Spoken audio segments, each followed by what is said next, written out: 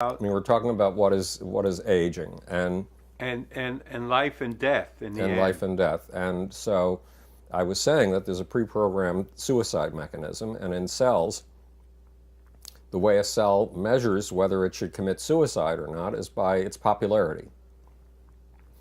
Now, what does popularity mean to a cell? Well, take cells in the developing brain. You know that we're born with twice as many brain cells as we need. And in the first years of life, half of them die. Half of them commit suicide via pre-programmed cell death, via apoptosis. So how do your cells determine whether they should remain among the living or join the ranks of the dead? Popularity. And what is popularity to nerve cells in the brain? Popularity is the number of the connections you can make to other cells and the amount of influence you have on those other cells. The more connections you can make, the more influence you have, basically the better you feel about yourself. I mean, that's not that cells have a sense of self and not that they have a consciousness, but there is a functional equivalent to feeling better about yourself in the cell. Cells flourish if they make lots of connections and they have lots of influence. On the other hand, and if they participate in cell assemblies that prove to be useful at solving problems, at confronting the things that the baby experiences in everyday life. And but those cells that don't make connections, others don't welcome them. Others don't have lots of synapses coming from dendrites. I mean, a cell has a long thing called an axon, and then it has all these bushy things called dendrites. And with those dendrites, it makes connections to other cells. Those are like fingers reaching out into the distance to connect to other cells. You have lots of connections, and the other cells you're connected to really seem to enjoy what you're offering them, and you stay vigorously alive. Reach out to others, and the others reject you. The others don't want what you have to offer, and you end up isolated and alone. That's when the pre-programmed cell death mechanism goes off, the suicide mechanism Is this goes off. also like what happens in depression? Yes. According at least to Bloom. Bloom, Yeah. is this a Bloomism? Well, these according to my first book, The Lucifer Principle, my second book, Global Brain, yes, depression is about not feeling that anybody needs you.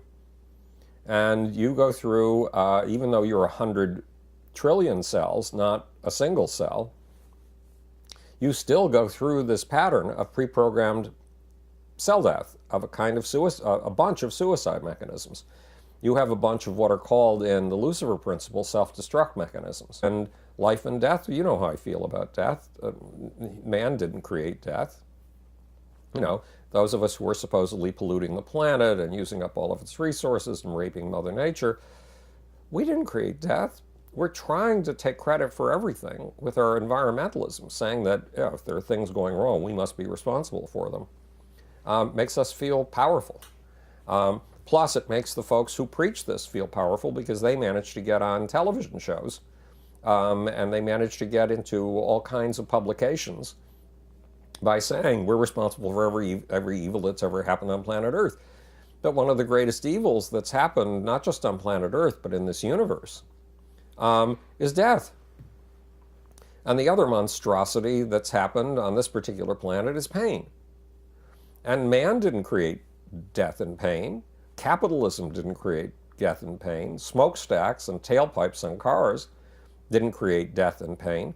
Nature created death and pain. Nature created death 13 billion years ago when she started killing off her first generation of stars. And she's been doing it ever since, putting stars to death. You can say, but stars don't have a consciousness. You know, they can't register pain, so to them death is nothing. All right, fine. What about life? Life's been around on this planet for 3.85 billion years. And being born in some form or having life is a matter of knowing that you're going to have death. Death is an inevitable part of life. That's nature. That's not man. Nature is the monster here. Nature is the real monster. She's called the Bloody Bitch. Mother Nature, the Bloody Bitch, is the title of one of my chapters in my first book, The Lucifer Principle. And I hate nature for this.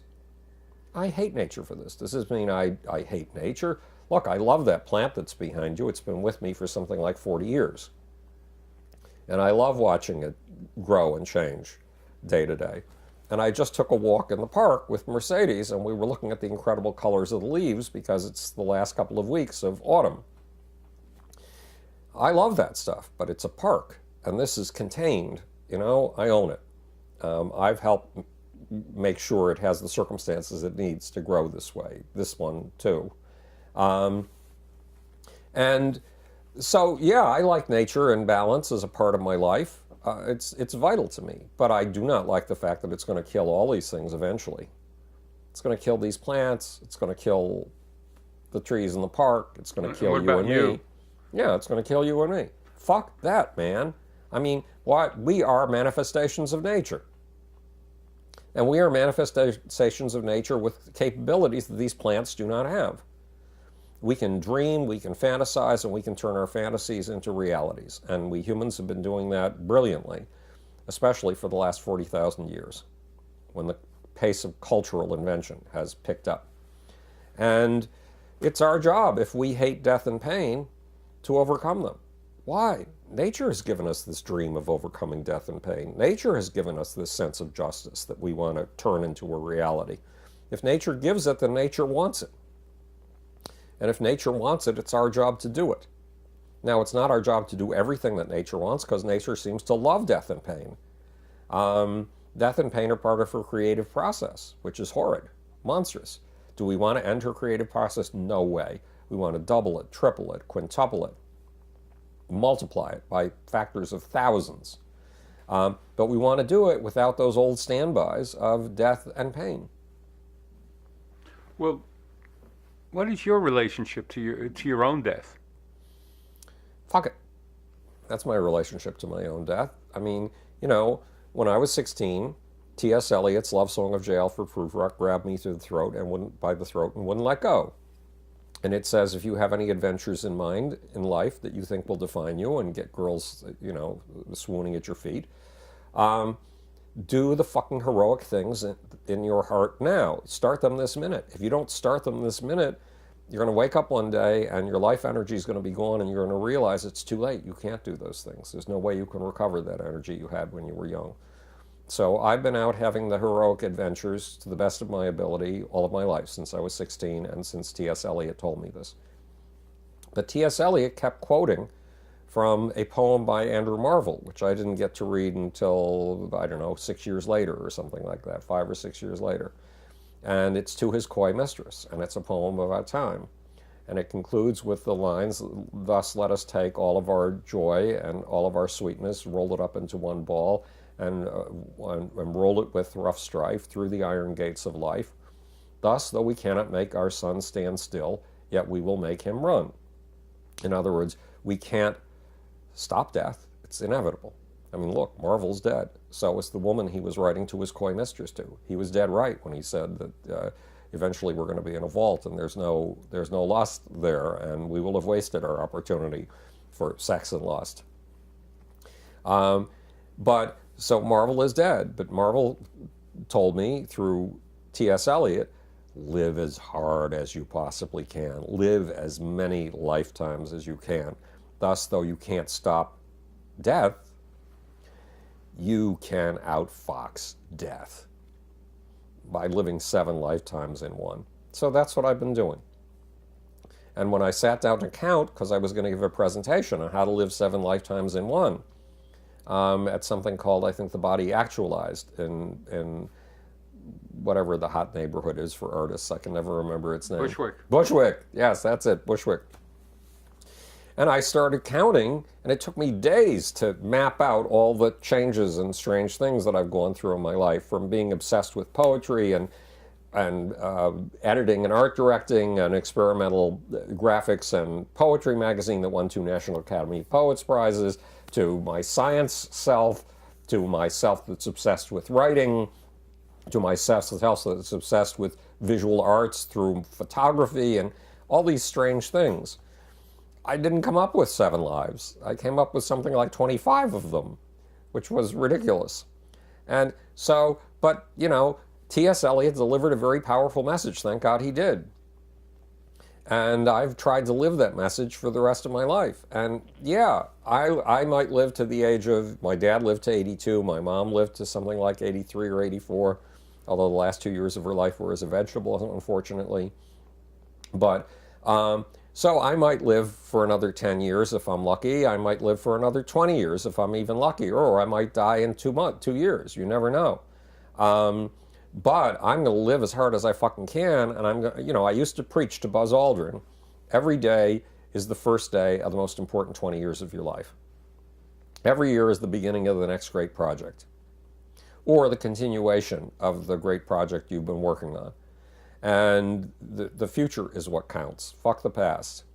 I have a girlfriend, and it's unfortunate that she's 68 years old, so she's 3 years younger than I am. And she's aging. And I don't seem to be. I mean, you know, 720 push-ups just 3 weeks ago? That's absurd. That would have been absurd when I was 18. I wouldn't have believed it. I didn't believe it when I finished. I had to, you know, as soon as I finish doing the push-ups and counting, I have to run over to my list over there and note the number as quickly as I can because I'll forget it. I would not have believed it and remembered it if I hadn't written it down. The point is that whatever this formula is that I'm taking because of CFS that got me out of bed seems to be an anti-aging formula, plus the CFS stripped away everything else that I had and left me with only the things that I wanted to do the most in life. Thinking, coming up with new ideas, coming up with new ways to perceive things, fashioning new perceptual lenses so that you can see the world in a radically different way than you've ever seen it before. That's my task. And it seems to be good for my health. So yeah, I'm going to die.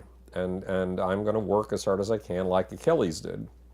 Achilles was a super killer. The more people he could kill, the higher his score went, which is horrible, monstrous. But he figured that the more people, if he killed enough people, that his name would go down in history and he'd be remembered 1,000 years later. And guess what? It's 2,800 years, actually 2,120, or 2,120 years later, roughly. And he's still remembered. It worked. He did it. And you know that when I was 10 years old, my life was saved by 2 guys who reached across a distance of 350 years to save me. Galileo and Anton von Leeuwenhoek. And you know that I feel that since that's what they did for me, it's my job to reach across 350 years to save some other poor kid 350 years from now and give him a base on which to grow, the way that these guys gave me a base on which to grow. That's my job. You know I think it's impossible. You know I think it isn't going to happen. I don't care. I'm going to work my fucking ass off to make it happen, even though the odds against it are so tremendous that it's ridiculous. Yes, I'm going to keep working anyway.